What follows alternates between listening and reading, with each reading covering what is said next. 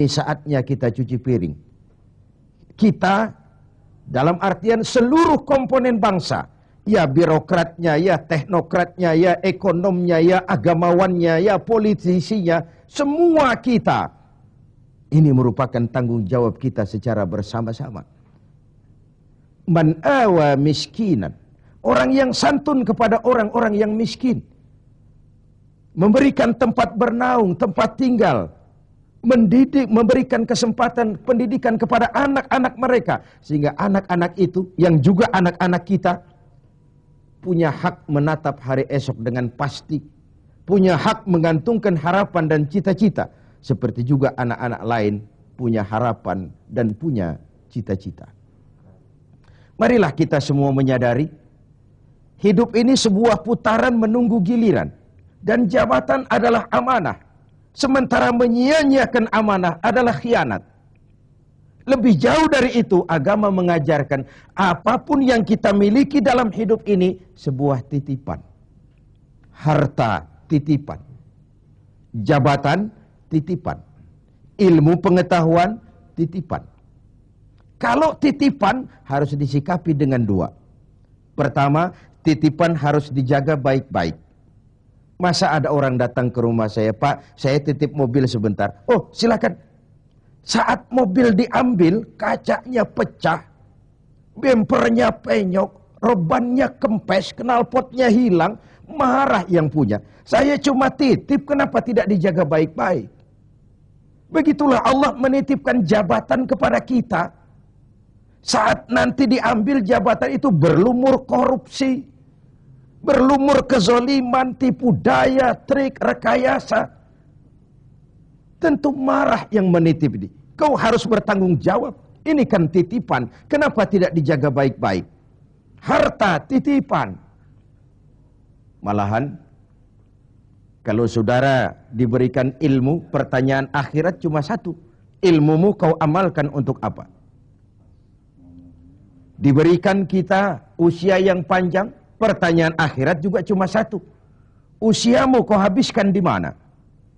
Tapi diberikan kita harta, pengadilan akhirat akan bertanya dua. Hartamu kau dapat dari mana? Kau belanjakan kemana? Depan dan belakangnya ditanya, dari mana dan kemananya. Itu sebabnya Rasulullah berpesan, hasibu anfusakum qabla an tuhasabu.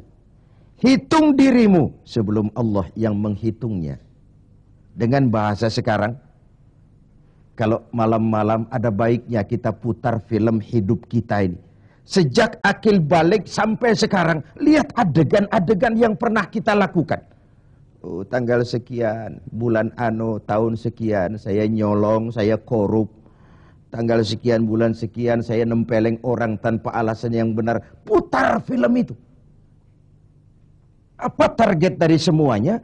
Kalau ada adegan yang tidak pantas, sekarang ini kita masih bisa melakukan sensor. Taubat maksudnya, pemutihan. Ada suara yang kurang jelas, masih bisa dubbing. Ada alur cerita yang kurang utuh, masih bisa editing. Proses sensor, proses editing, proses dubbing masih dimungkinkan sekarang. Sekarang, di dunia ini. Kalau nanti di padang mahsyar Allah yang memutar film kehidupan kita, tidak akan ada waktu lagi untuk sensor, dubbing, editing, yang ada tinggal pertanggungan jawab. Dan hari itu seperti sering kita baca dalam surah Yasin, al-yawma nakhtimu ala afwahihim wa tukallimuna aydihim wa tashhadu arjuluhum bima kanu yaksibun.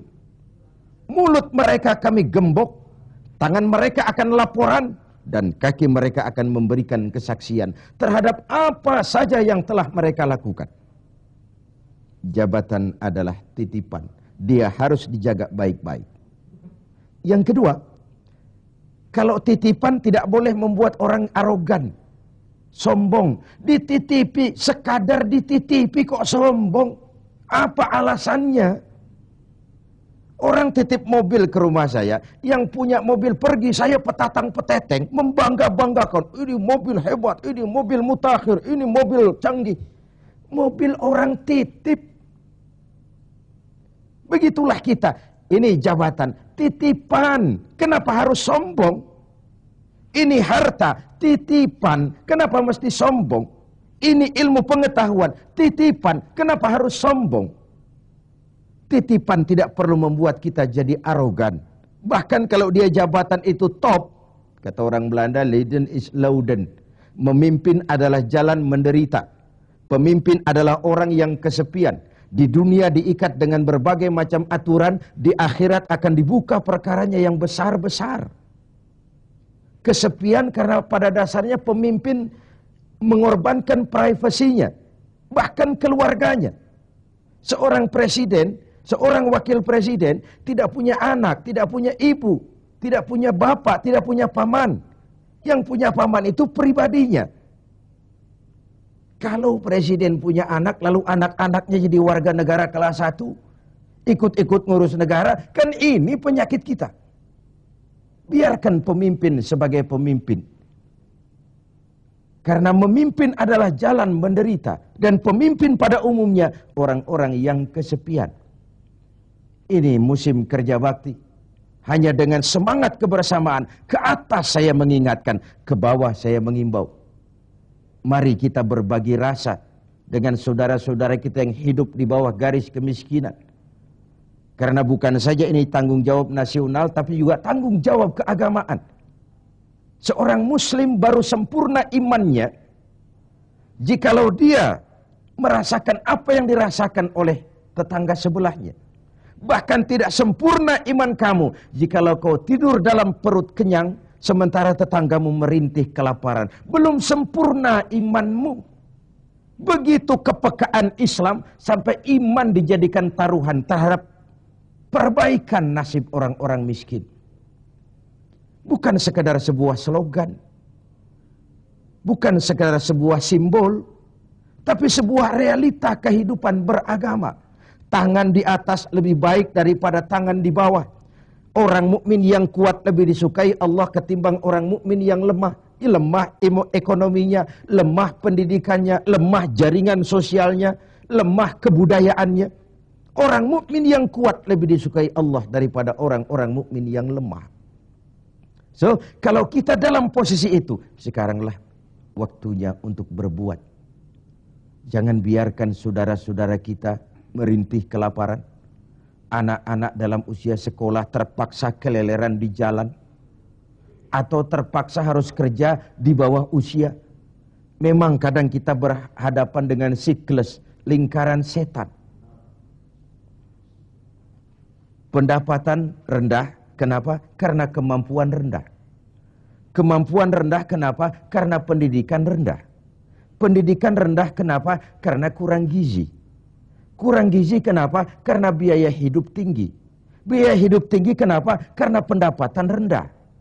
Begitu berputar lingkaran setan ini. Tapi what can we do now? Apa yang bisa kita lakukan sekarang?